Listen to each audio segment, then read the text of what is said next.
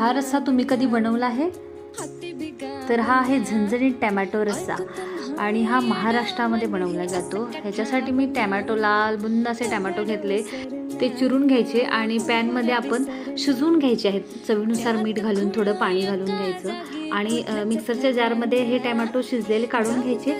त्याच्यात 1-2 मिरच्या घालायच्या आणि त्याच्यानंतर आपल्याला याच्यामध्ये थोडं खोबरं घालायचं आहे, सुकं खोबरं चालेल आणि लसणाच्या 5-6 पाकळ्या घालायच्या आहेत आणि ओलं असले तरीसुद्धा चालेल खोबरं। आणि चिंच घालायला विसरायची नाही, चिंचेची 4-5 फुटकं घातलेली आहेत याच्यामध्ये मी आणि 1 चमचा लाल तिखट घातलेला आहे, हळदी पावडर घातली आहे चिमटभर आणि चवीनुसार मीठ घालायचं आणि धनियाची पूड घातलेली आहे 1 चमचा।